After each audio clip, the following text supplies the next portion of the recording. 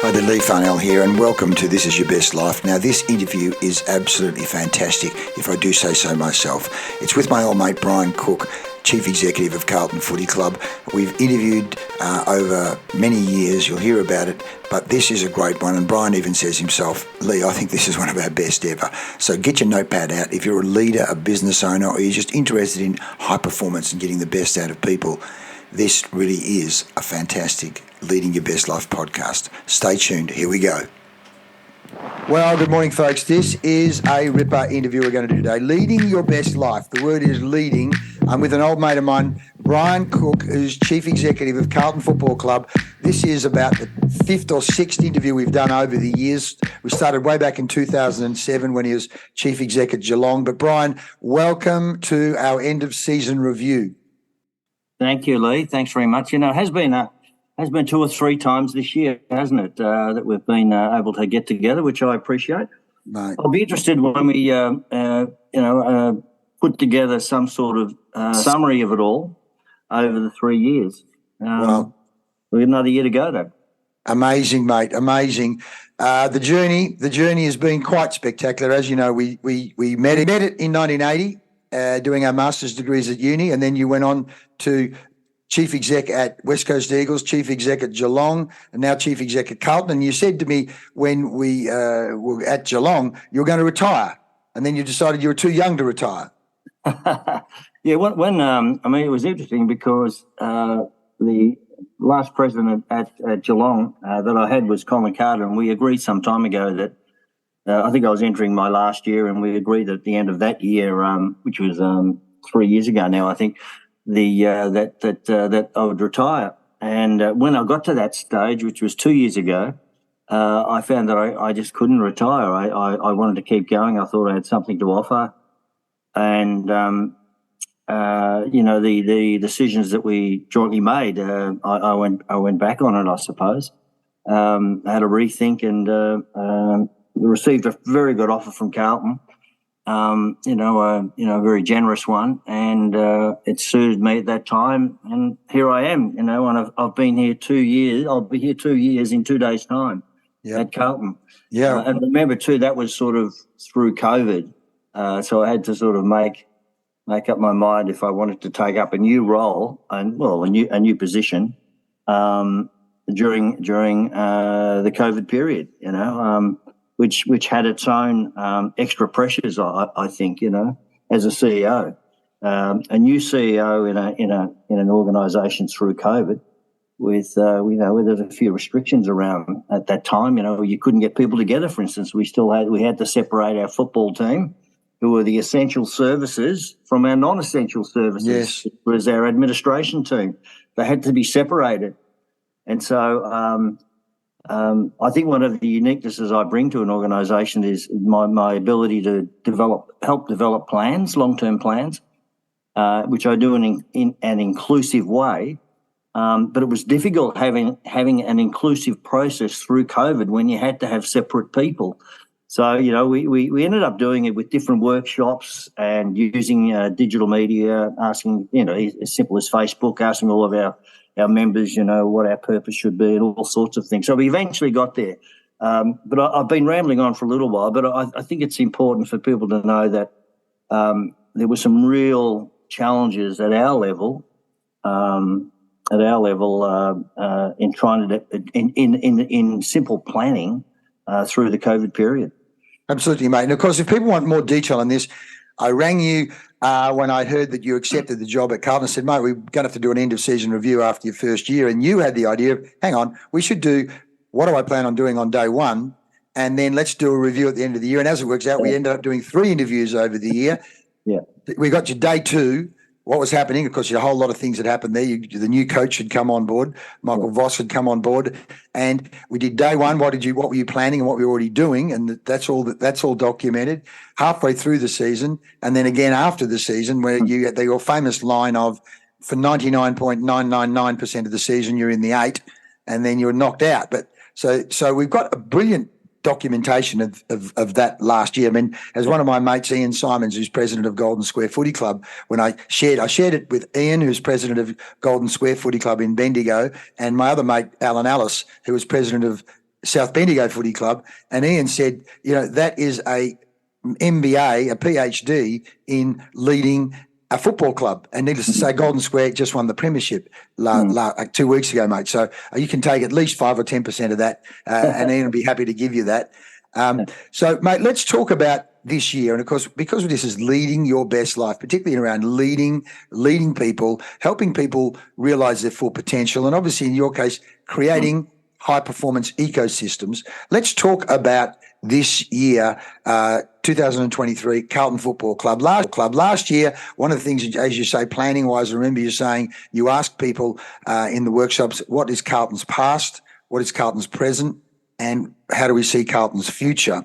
And off the back of that set of questions, which I think you might have used down at Geelong as well, as a beautiful set of questions.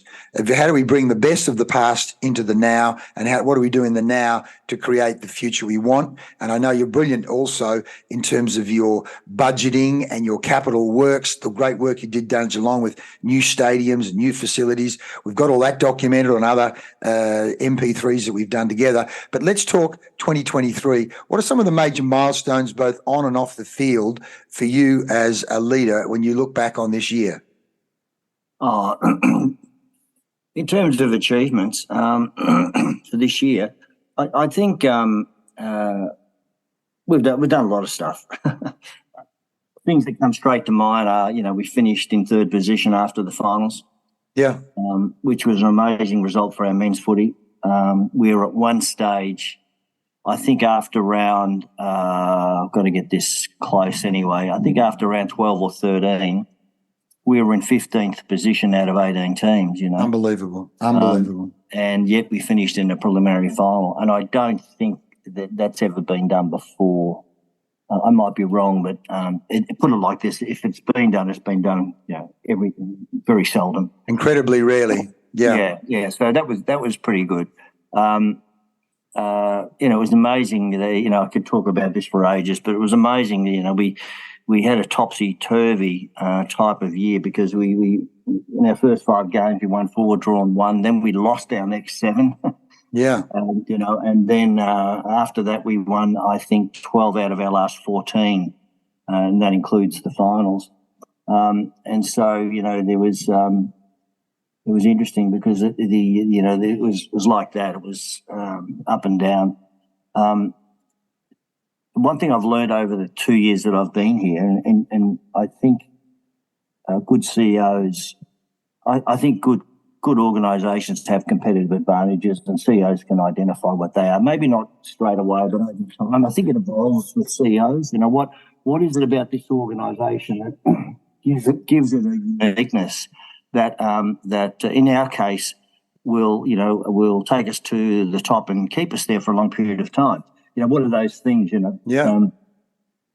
And one of the things that's really struck me here is the passion of its supporters.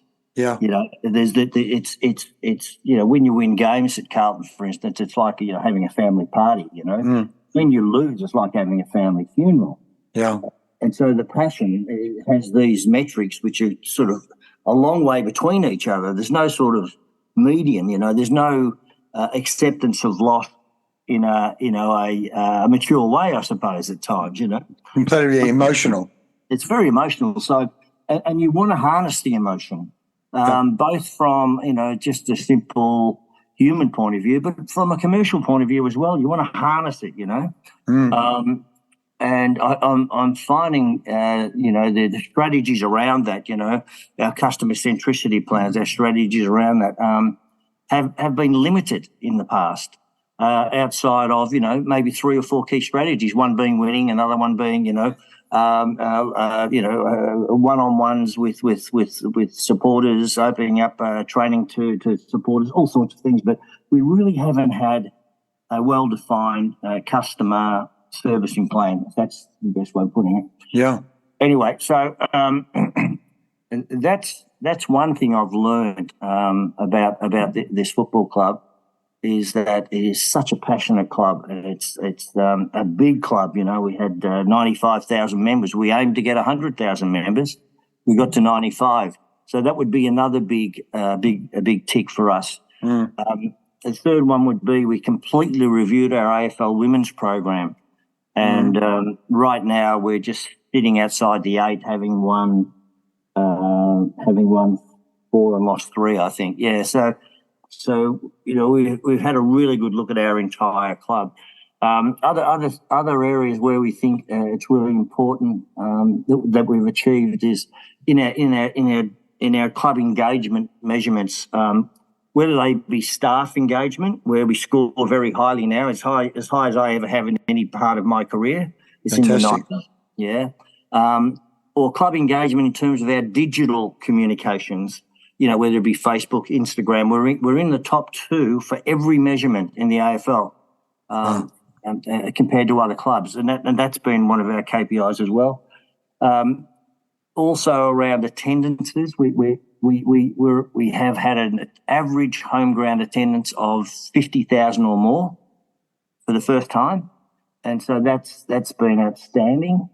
So they would be our 4 or 5 key performance indicators. So that and outside of that, we've got so many other things, around infrastructure, around our commercial growth with our partnerships, around our sustainability. We just started an economic sustainability project with a third party, effective club communication. So there's a lot of other things, but the 4 or 5 that I mentioned are our key outcomes.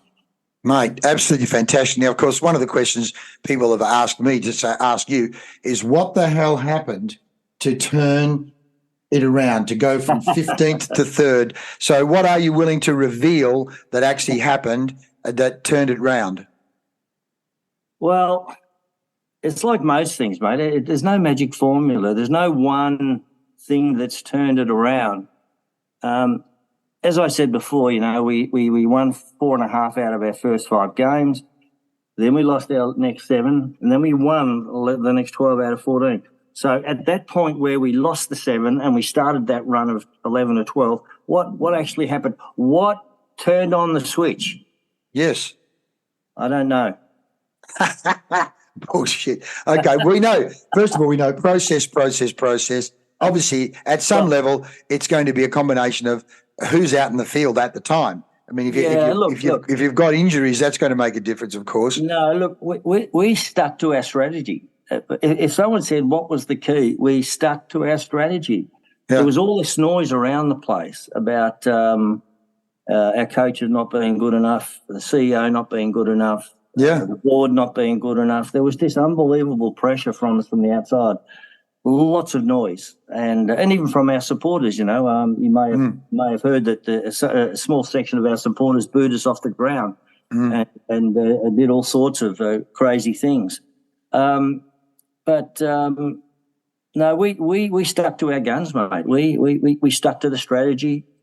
We knew internally that the players respected our coaches. The coaches hadn't lost any of the change room.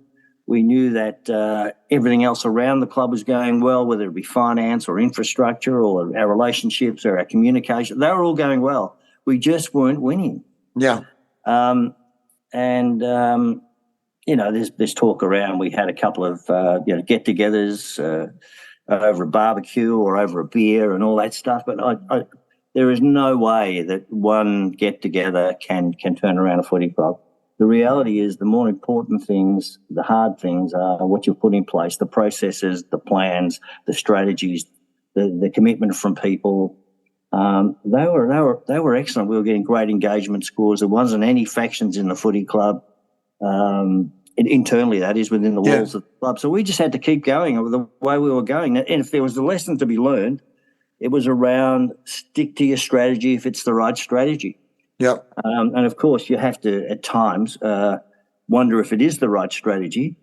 But even if it may not be the right strategy, I don't think you throw it out with the baby with the bathwater. I think you might tweak a few things. And we tweaked a few things. And if anything we did do, we ensured that we went back to the basics in terms of defence first, pressure first. Yeah. And so our entire football teams went down the path of that being a priority.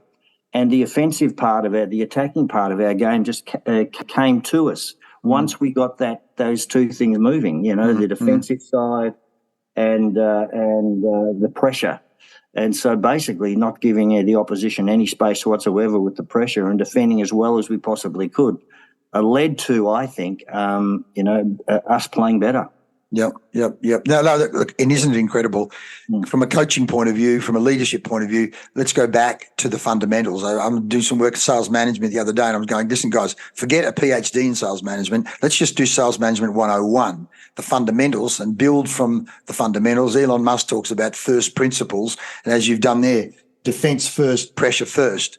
You've got to start with defense. I mean, your old mate Mick Malthouse talks about. Once I did a talk with him, and he called, as you know, he called defence menswear and the forward line the women's wear. You know, like all the action was in defence. That's where it happened because him being a defender.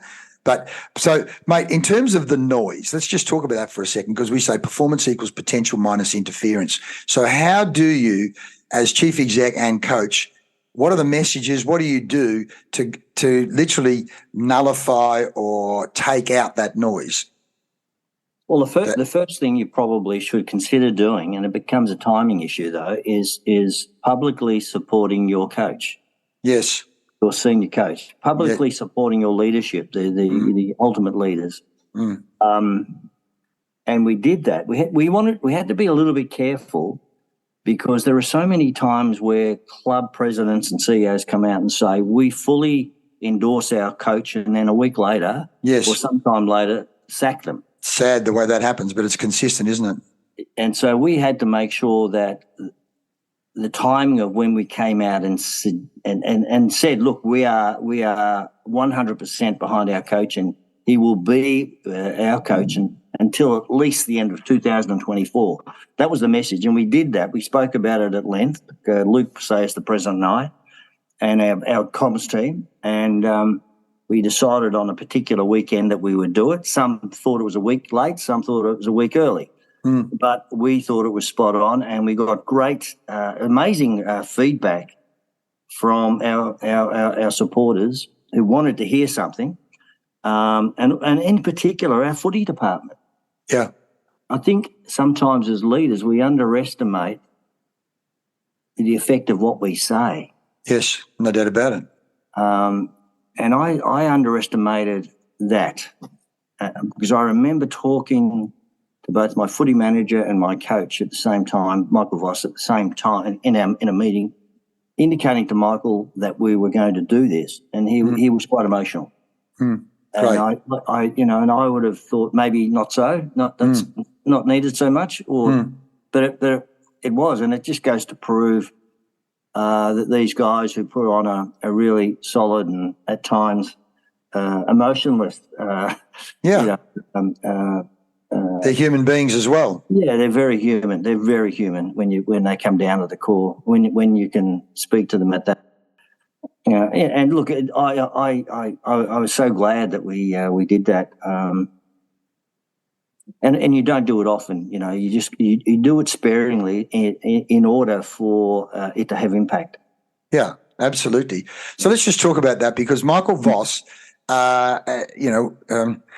you said to me in one of the other interviews, his man management, as in, so leading as captain 3 premierships up at Brisbane, was unquestionable. And then his journey as a coach, obviously threw him into coaching too early without an apprenticeship, and he's had the journey, and now here he is at Carlton.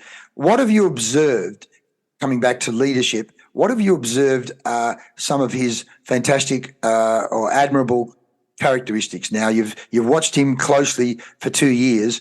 If we're going to pass on messages to up and coming coaches and leaders of other human beings, what messages, what observations would you make about Michael Voss in terms of his processes, his mindset, his communication? What have you observed? What I've observed over time, it's 2 years now, is he has meticulous preparation. It's the first thing. He has meaningful relationships with all of his players. He's relentless in his motivation and energy to put his plans into place, and very, very determined to make sure that they don't change a lot unless he has to tweak things, which he's done. Mm. So that would be the things that come straight to mind. He is a storyteller, mm-hmm. And he will have a different story each week for a different part of the game or the history of the game or a story around our values.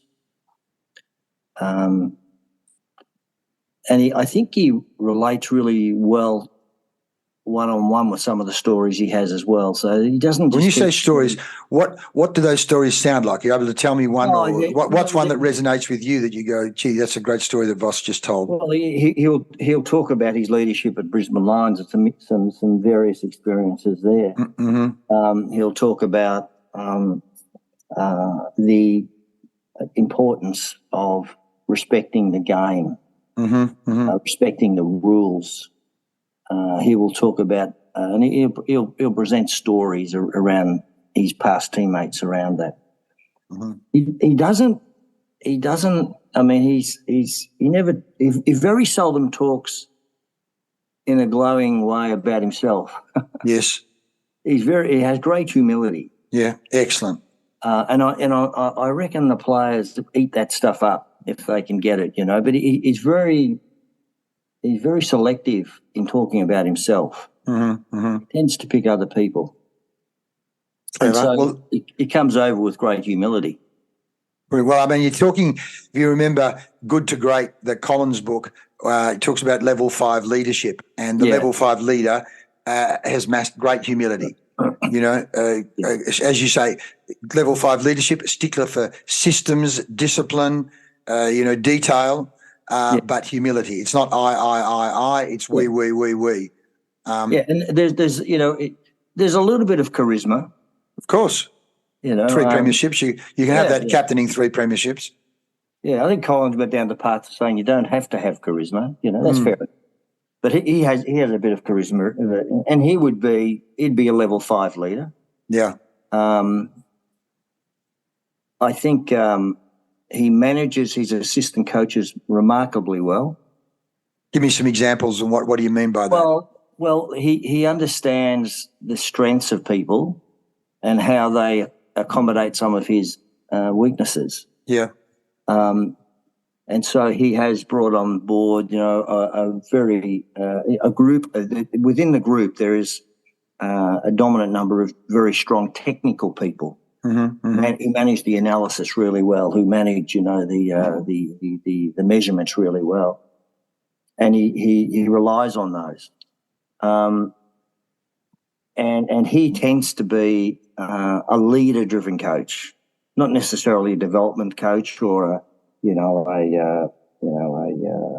tactics coach or his bias, his strength is very much leadership, and he leads both the assistant coaches and the players, but at the same time he expects his assistant coaches to manage and lead his players. I think it's an issue in AFL footy, I think, is from a leadership point of view within a footy department is who actually manages, I didn't say lead, who actually manages the players. Right. And the majority of the time it has to be the assistant coaches. Yes, because you got a squad of 35 or 40. It's a lot of, you can't have a coach having knowing every little detail of all 40 players. No, you've got 45 players, and then you got a back coach, midfield coach, forwards coach, and so on. We have 9 coaches. Yeah. And so it's not the role of the senior coach to manage on a day-by-day, minute-by-minute basis the 45 players. No, absolutely not. The senior coach, and Vossi does this very well, the senior coach manages several of the assistant coaches, not all of them, who in turn manage the players. Yeah, yeah. But it's really important that Vossi has a meaningful relationship with each one of those players, all 45. Yeah, an emotional connection. It doesn't necessarily have to be high performance connection, believe it or not. That's my opinion. Yes. But it certainly has to be an emotional, meaningful relationship with each player. A human connection. Human connection. Thank you. Yes, I like that. And it's not to say the coach doesn't have a role in high performance. Of course he does. Yes. But he has to rely on his assistant coaches to assist and drive that high performance. And the senior coach also drives high performance for everyone. But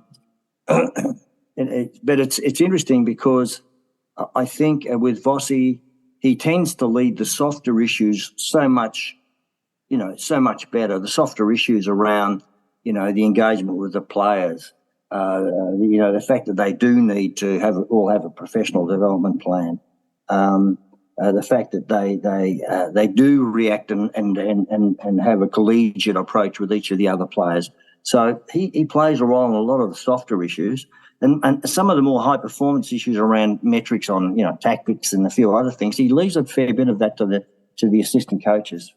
Yeah, well, again, performance equals potential minus interference. We don't want micromanaging interference where people are half-cocked jumping in over, the assistant coach or a manager's head, going, I've seen this. Well, hang on, mate, you don't know A, B, C, D, E because I'm working more intimately.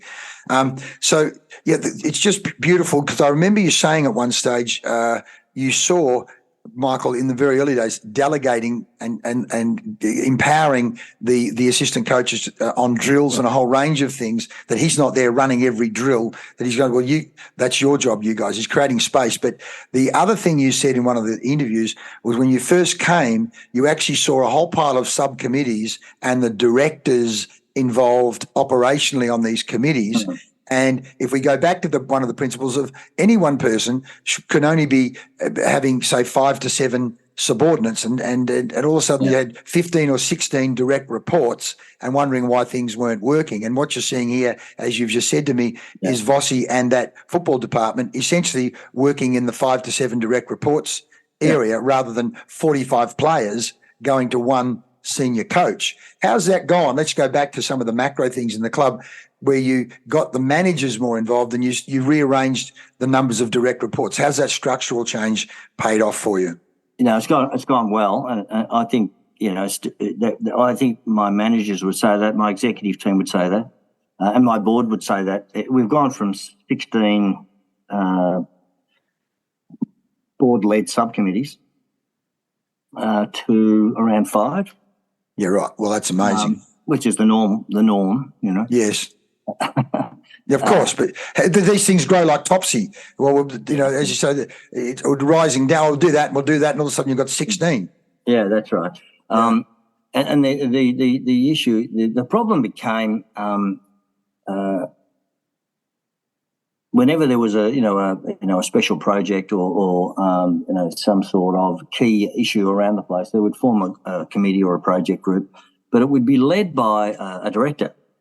Yeah, as distinct from one of the executives, and so it was hard clarifying the role for the managers. What was the role of the executive, the head of football, the head of marketing, the head of membership, the head of infrastructure, when you had a director on the project committee or the subcommittee, and naturally took a leading role or a chair role. It became. I don't think the managers' roles were A, clear enough, but B, they actually didn't lead enough in the end because of this. Yes, they managed and administrated a bit, but they didn't lead much. And so one of the issues for me was to first of all identify that, but get them to lead. What do you mean by get them to lead? What's the difference in your mind? Get them from being administrators to leadership. What were some of the different behaviours you were looking for? Yeah, no, administrators, they tend to apply the plan, apply the strategy. They don't necessarily try to influence or lead or motivate or inspire or develop purpose or talk about vision. So they're the two, and so those things were left to the directors. which of course it doesn't work that way. Can't work. No, because the directors aren't there every day. So that's if you're only getting discussion around vision, purpose, whenever a director pops in, as distinct from living and breathing it every day, it's not going to work, is it? So what did you do to make that happen, to get that behaviour change to happen? Well, I had to get the board's approval to reduce from 16 to 5, which we did, and those 5 committees, the finance and risk integrity, that's number 2. Number 3 would be we've got remuneration, people and culture as the 3rd one. We've got the heritage committee about clubs past as a 4th. So we've got 5 committees, which a director is running. So that's pretty clear, and that's happening. But from a management point of view, we had to try and make sure that each of the managers ran their departments, led their departments. Look at somewhere better. Yeah. And so there's 7 departments, 7 general managers. And so, I noticed in one of my first executive leadership team meetings, there was a reluctance to first of all lead. There wasn't a great amount of interaction between the executives. There wasn't, in fact, unless I pushed it, there wouldn't be a comment made about another department's, or an opinion made about another department's direction. That's their turf. Yeah, it's their turf, and so it was very territorial. And so we had to try and change that. I thought the best tool to initially get that off the ground was to stop having the general manager reports at general manager meetings and have issues.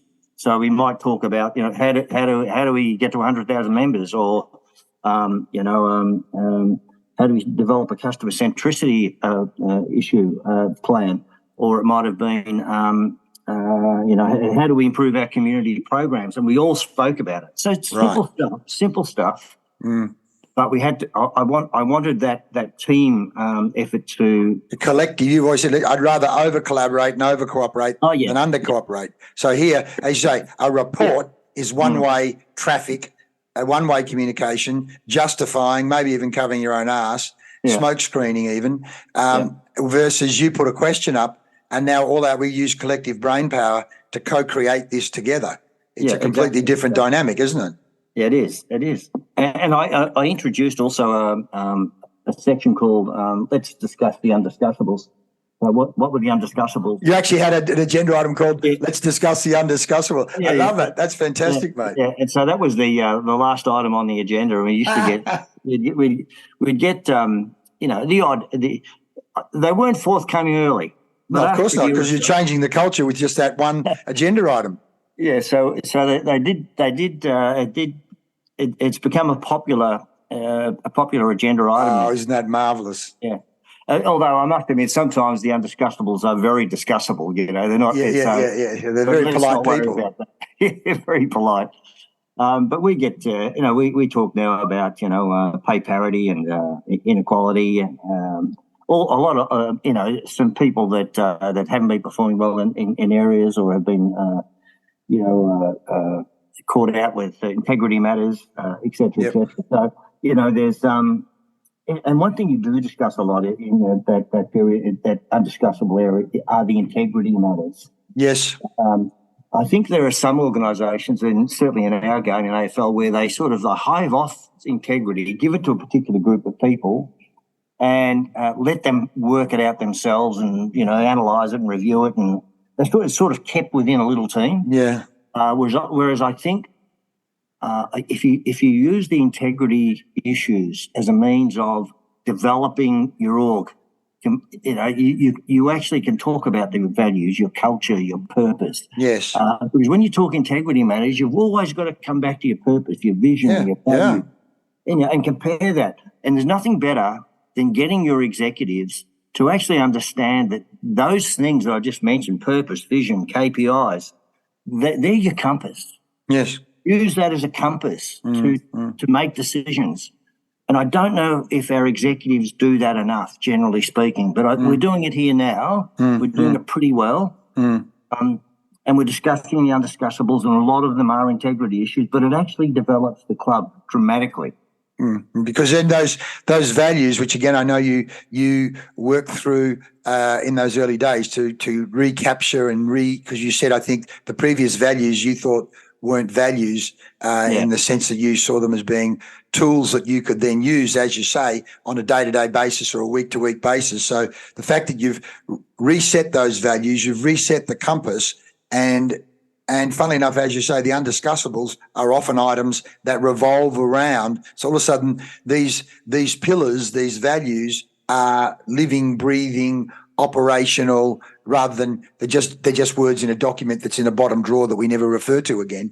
So that's brilliant, mate. So just on that, those values that you came up with last year, what other things have you done to make, as you say, the undiscussables agenda item clearly helps with that? What are some of the other things you've done to make them living, breathing compasses for people to refer to? No, it's a good question. And I think this is the key too, because you've got to continue. I think as a CEO, you've got to continue to find ways of discussing the values. Yeah. Just don't, develop them, then put them on the wall and leave it. That's, of course. And so first thing is that I think it's really important is we try and identify the comparative nature between the individual and the organisation's values, whether they're compatible, right? And we do that by interview, but we also do that by an instrument we've developed, a tool with the Australian Council for Educational Research in West Australia, actually. Mm-hmm. And it gives us an indication of how the potential candidates for jobs line up with our values, what percentile they're in, okay? So we get a really good understanding of their values compared to our values well and truly in the early stages before we employ them. That's the first thing. This is with players or staff or both? No, with staff. With staff, right. With players, the AFL do their psychological profiling and send it to us, basically. Mm-hmm. We're allowed to interview them and ask them about their profiling. Mm-hmm. And so that's when we use our values to interview the players. To overlay it in the, Yeah, and so they do that because the AFL don't want 18 clubs doing 18 different psychometric tests. Yeah, sure. During year 12. Yeah, that makes complete sense, yeah. So but we reinforce that.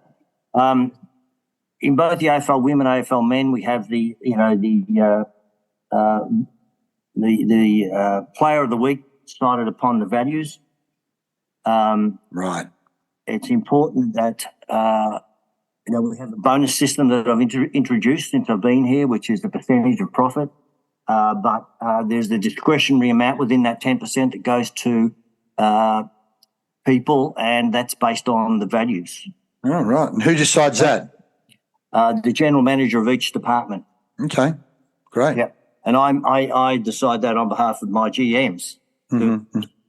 So I think we're the first club who's got a whole of club bonus structure. Because I was going to say, so the percent of profit share is not just players, but across staff and players. It's a bit more complicated than that, as a lot of bonus systems are, mate. But it's basically all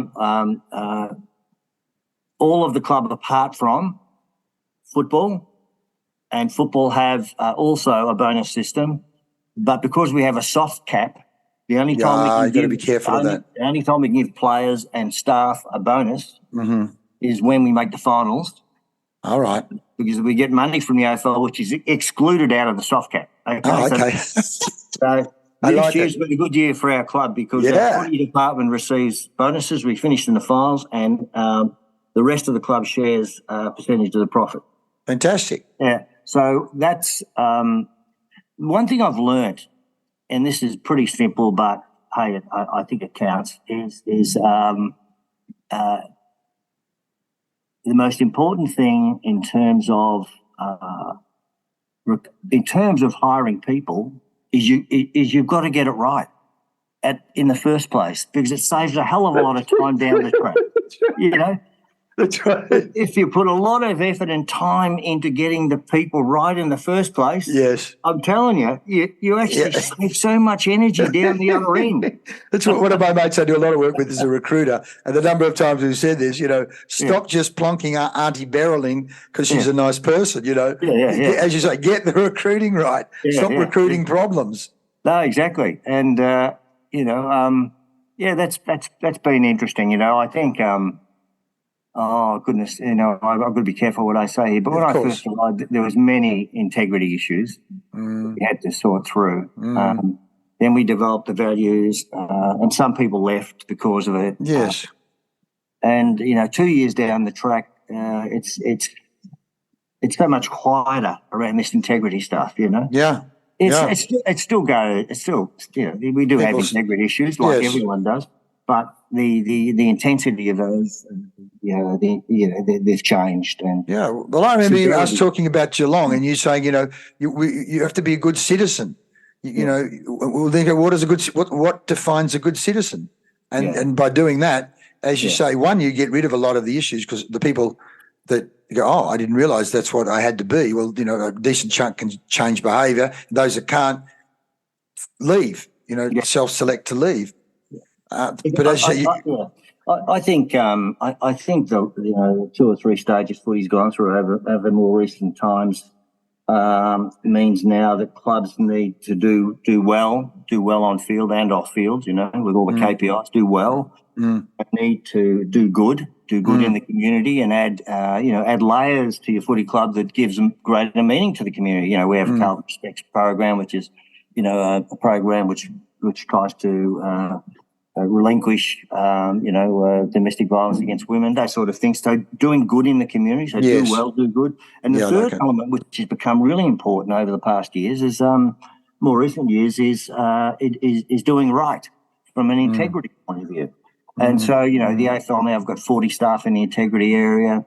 We have our own integrity officer, around drugs, around betting, and all sorts of things. But those 3 things, that sort of defines where footy is at the moment. I like it. Do well, do good, and do right. Do right. I think that's mate. I got to say, watching the Brownlow, the guys that are up there getting the awards for the Citizenship Award and the contribution them. I mean, I break into tears. It's so beautiful to see talented putting their time. That wouldn't have even been in the consciousness in the 70s. I mean, some guys may have been doing it, but the fact that it's there, obviously that Jim Steins then becomes a role model for all that, it's quite beautiful. And it forms great role models in, be the Indigenous community and the non-Indigenous of, as you say, do well, do good, do right. Not the least of which, one, it's a brand, the AFL's a brand, and secondly, these players are role models for hundreds of thousands of boys and girls out there. It's quite beautiful, mate. And you were doing great stuff down in Geelong, I remember as well, in all parts of the community there, from what I recall too. So the evolution goes on. So talking about evolution, I'm conscious of our time, and I know you've got things to do. Kaizen, continuous and never-ending improvement. What is the next level for you and Carlton, would you say? Obviously, the things you want to reveal and things you don't want to reveal, but what are some of the things you might say, okay, we got to number 3 and here we are at 95,000 members. So what's in the plan and what's in the end of season review for you guys to go Kaizen it? What's the next level, folks? We want to win an AFL and AFLW premiership. Yeah. In the next, let's say, between now and 27. That's important for us. That'd be the highest priority, I think, for us right now. We want to get to 125,000 members. Oh, 125. Wow. Yeah. We want to maintain our club in the top 2 club engagement achievements for everything. Beautiful. Digital, staff engagement, etc. We want to get to 55,000 average home crowds. We want to finalise a master plan for this park, Icon Park. Facility, It's not a master plan in terms of playing games, AFL games here, but it's a master plan in terms of playing AFLW games, playing VFL games, but also new businesses. We have the Carlton College of Sport here, which is Latrobe campus. We want that to be, a Latrobe University offshoot campus. Beautiful. We have now our own Carlton in business area where 160 of our partners can come and work here anytime they like, Monday to Sunday. Oh. So we develop. The vision we have for this park is for it to be a football facility, training facility for us, also a game facility for anything up to 10,000, but also a revenue raising area in Carlton Sport in education, and we're also going to include an allied imaging centre here as well. So we're starting to get into those areas. So that's about number 5. Number 6 would be around finalising our diversity, inclusion and equality plan. We've started that, but we need to finish that. And I think the last one is probably just having, and I think I've said it before, but it's so important, just highly engaged people in the organisation. And, people who enjoy coming to work. I think we need to worry about that and think about that more often than what we do. I love it, mate. Well, we've always talked about it. You don't lead people. You don't lead and manage people. You lead and manage energy, because the people's bodies can come to work and be out in the field, but how much of their energy is out there and what type of energy is out there, positive, negative, is it focused? So we manage energy, and, you're doing a marvellous job. Enjoyment, engagement, energy, those 3 are so interrelated. I'm going to chuck a couple of other questions at you that have come up that are kind of semi-football related questions. One guy's asked me, because we talked about the turnaround, he's gone, how long is Carlton contracted to Etihad Stadium? Can you see Carlton moving to the MCG? I'm not even sure why you do that. But anyway, what's the story there? I know we're contracted to Etihad for 1 more year, and therefore we need to negotiate that for 25. Our public position is that at the moment, we play 5 home games at MCG and 6 at Etihad. We would like it to be the other way around. We'd like to get 6 at the G because of our membership number, because of our success at the moment. I'd like to have 6 at the G and 5 at Etihad. Great. Now, this is out of your ballpark, but I'm sure many supporters have asked you, what the hell goal kicking? I mean, goal kicking is critical, obviously, for forwards anyway, but Harry Mackay's kicking for goals, blah, blah, blah. What's this kicking around corners? Now, clearly that's not your department, but what's the general discussion? I mean, clearly it's confidence. One guy's going, what about putting him down on the back line and give him some more confidence? I mean, I'm just putting it out there because people have said ask it. Oh, look, we think that Harry Mackay played a very, very important supportive role. In that final period, we think, he did, he's probably our best forward. Having said that, he's got a few issues with his kicking. We all know that's been an issue this year. And what we've tried to do is get him to have a standardised procedure that he follows each time, irrespective of, where he's positioned, how far he's out, what angle he's got to kick the ball on. That's what we've been trying to do. It's not my your department. It's not my area, mate. To be honest, I leave that to the coaches. Mate, interesting enough, because I've been fascinated with this area because guys are getting paid big money to put them through, and you go, NLP says, well, who's excellent at that, and let's model their strategy. And I see Lloyd of Essendon. Literally, there's a video clip on YouTube. I don't know if you've seen it, where he literally talks about what he did with both a sports psychologist and a biomechanist, and videotaping himself, and he was using Tony Lockett as the model. And he's going, my God, I'm dropping the ball from too high. I'm wobbling all over the place. I'm saying all these shocking things to myself psychologically. And he went from having all sorts of trouble, like, again, our background, mate, some science, some mind science and some body mechanics science, and then doing the reps, deliberate practice, and turned it round. So it's not impossible by any means, but your guys are all experts. You've got tons of experts there. The other thing I wanted to ask you, as I always do, mate, is what books are you reading at the moment? We say leaders are readers. What are you reading at the moment? As always, anyone asks us this, they start pulling bottomless pits of books out. What do you got? Surprise me. Oh, the five dysfunctions of a team. Wow, you're unbelievable, mate. Very You're good. unbelievable. And I'd highly recommend it.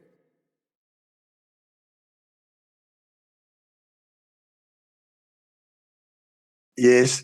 I'm up to page 39. Yeah, brilliant. It's a beauty. It's a goodie.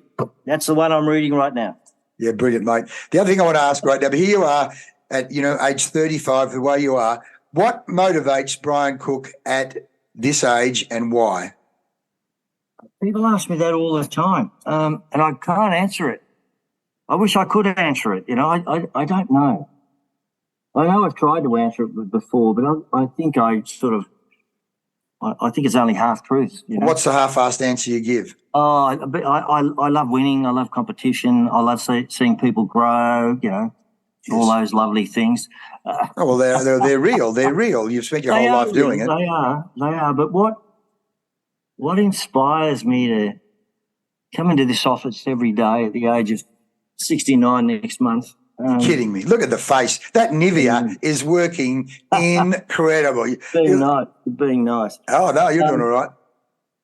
Look, I just, because the downside of working so hard and so long for 34 years, being 24/7, is, your family. Yeah. Who suffer the effects of this. So on one hand, you've got to admit to being quite selfish. And on the other hand, you're doing good, you're doing well, you're doing right. Yep. It's I find, there's two polars here. You're trying to identify where you actually fit here. What's your true sense? Ideally, I'd love to be able to say, I've been a success in family. I've been a success in my work. I've been a success in the community. But that's not true. I haven't been a success with my family. And it worries me. So when you say to me, tell us why you do this. Tell us why you're so successful. I think there's some selfish outcomes there. I think there's some. So, I don't necessarily love everything I've done. All right. If I can be really honest here. And so I can't be, and I don't want to be arrogant about this. I don't want to be self-fulfilling about this. I know I'm good at my job, but I think there's other things I'm not good at and have to be. And it's funny because with my staff who come in, we might have one-on-ones. I try and get to the middle managers with some one-on-ones, and often they have an issue or two. And I say to them, look, believe this. This is true. If you're a success with your family, you're a success in life. I truly believe that. Sure. And so I'm actually saying to these people, don't worry about work for a while. Get your family right. And see how work goes. I say that, but I haven't followed that principle. Well, again, if we talk to your kids and your grandkids, I'm sure you're still going to rate pretty highly from my impressions. Interestingly, just the other day, I did a podcast on a study that Harvard has had from 1943, where they wanted to look at the graduates from 1943, 44, or thereabouts for 80 years. What are the characteristics or the predictors of success? Happiness in life, health, money. And it's literally called the Harvard study. JFK was one of the people in it. And they said the number one predictor, it's not IQ, it's actually the ability to build and maintain warm relationships. Warm relationships. And I can say, certainly in your case, Cookie, your capacity to both create and manage and facilitate again, heart to heart, like you just did, revealing who you are as a human being, the vulnerability factor, the humility factor, all of these things, they're not fake. They're who you are. And, the warm relationship factor. And I think, Neil Baum, I know you had a great part with Baum. I got a funny feeling, I've never met the guy. I've watched him on interviews, but he's got a very successful track record being somewhere in there. I got a funny feeling his capacity in terms of the warm relationship factor is critical. And you're saying with, Vossi and each of the players, the human factor, building that warm relationship is interesting. And of course, the other thing both you and I do, but in NLP talks about modeling excellence. What are the factors that have helped people be excellent? I've just looked at a 10-minute summary of Collingwood's season this year. And there's a number of little mantras in there, not the least of which they like you guys talked about, defense first, pressure first. They were literally talking about the fingernail factor. And I'm paraphrasing it, but literally that extra effort of just a fingernail, that extra fingernail can make the difference.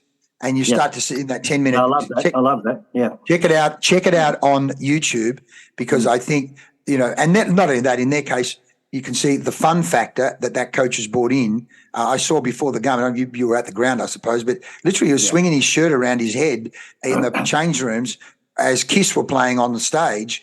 The fun and the laughter they were having before. Now, did that make the difference? The game was a bloody arm wrestle all the way through. But boy, oh boy, what he's brought, and I mean, but what he's brought to that club in terms of culture and energy, it's changed.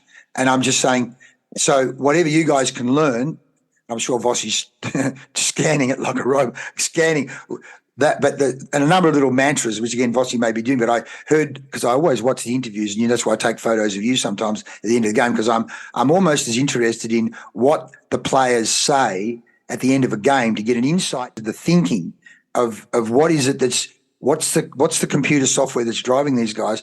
And one of the factors was certainly from them, forget the scoreboard, play out the clock.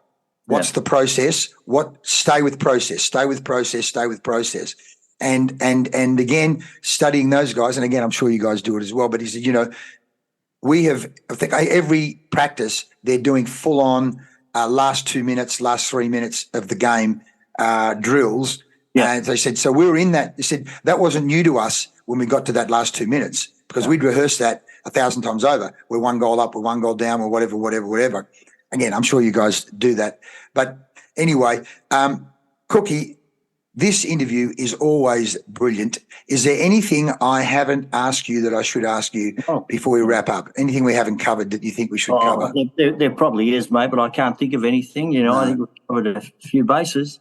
Yeah, we've covered a few bases, mate. We always do. It's so good, and I know you're so busy. I don't know if you're about to go off on holidays or do something, because you deserve a bit of a break. When are you swimming again? I will start swimming again next week. Okay, all right. Next week. I've had a few weeks off. Yeah, they've been pretty busy. Good, mate. Well, look after yourself. Mind, body, spirit, mate. Keep that young look. Keep the Nivea up. Thank you so much, mate. And thank you, all the Carlton fans. Bendigo is in the Carlton zone, so I've got a real soft spot for you blokes. And so, mate, I wish you all the best, and we'll stay in touch. Thanks so much for your time. Thanks, mate. Thanks, Lee. All the best, luck, mate. Bye. See you later. Thank you.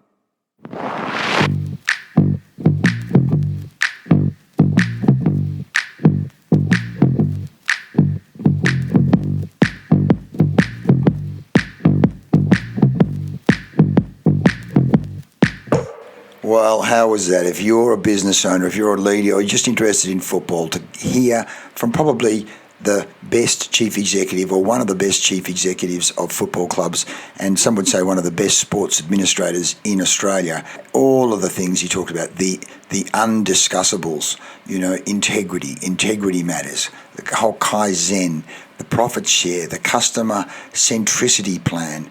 I mean, it goes on. Do well, do good, do right. That is applicable to all of us, isn't it? I hope you got some notes out of that. And remember, process. I would rather over-collaborate and over-communicate than under-collaborate and under-communicate. As you said, integrity does matter. It's all about culture, energy, leadership. Hope you got something out of that. I'm Lee Farnell. Thanks for listening to this fantastic episode of Leading Your Best Life. Maybe you want to share it with people around you, some other business leaders, some other people you know. Anyway, I'm Lee Farnell. See you next time.